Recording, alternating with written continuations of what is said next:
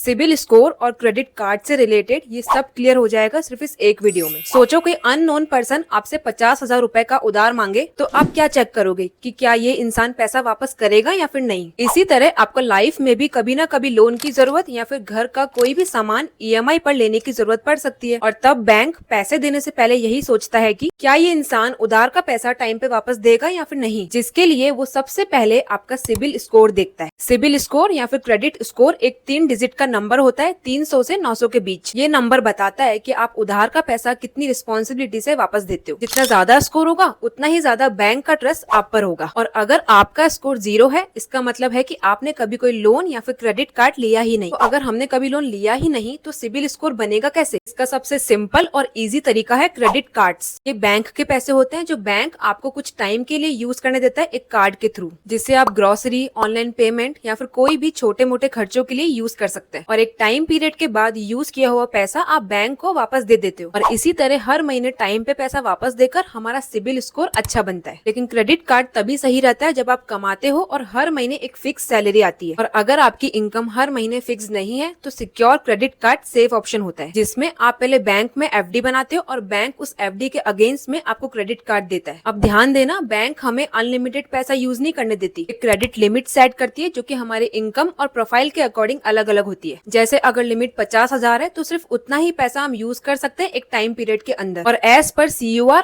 अपनी लिमिट का 30% तक यूज ही आइडियल और सेफ माना जाता है। अब एक फिक्स पीरियड होता है जिसमें आप क्रेडिट कार्ड से जितने भी खर्चे करते हो उन सबका एक बिल बनता है जो कहलाता है बिलिंग साइकिल। और फिर आती है ड्यू डेट, वो आखिरी तारीख जिसके अंदर आपको सारा बिल भरना पड़ता है, नहीं तो बैंक आपसे अच्छा खासा इंटरेस्ट चार्ज करती है। और बिल भरते टाइम हमारे पास 2 ऑप्शन होते हैं, पहला पूरा बिल भर दो और दूसरा मिनिमम पेमेंट, जिसका मतलब है कि सिर्फ थोड़ा पैसा दो और बाकी का पैसा बाद में पे कर देना। लेकिन हमें हमेशा पूरा बिल ही पे करना चाहिए, क्योंकि मिनिमम पेमेंट करने पर बैंक आपके बचे हुए पैसों पर 30 से 50% तक का ईयरली इंटरेस्ट चार्ज करती है। अब आपने देखा होगा क्रेडिट कार्ड्स पर वीजा, मास्टर कार्ड या फिर रुपे लिखा हुआ होता है। ये सिर्फ पेमेंट नेटवर्क होते हैं जो कि क्रेडिट कार्ड्स के सारे ट्रांजेक्शन को प्रोसेस करते हैं। तो क्रेडिट कार्ड लेना तभी अच्छा है जब आप उसका टाइमली बिल भरते हो और सिर्फ उसे अपने छोटे मोटे खर्चों के लिए ही यूज करते हो, जिससे आपको रिवॉर्ड पॉइंट्स भी मिलते हैं और साथ ही आपका क्रेडिट स्कोर भी अच्छा बन जाता है। तो क्रेडिट कार्ड को अपने फायदे के लिए यूज करो as a financial tool. Comment करके बताना जरूर कि आपको ये सब कुछ समझ आया।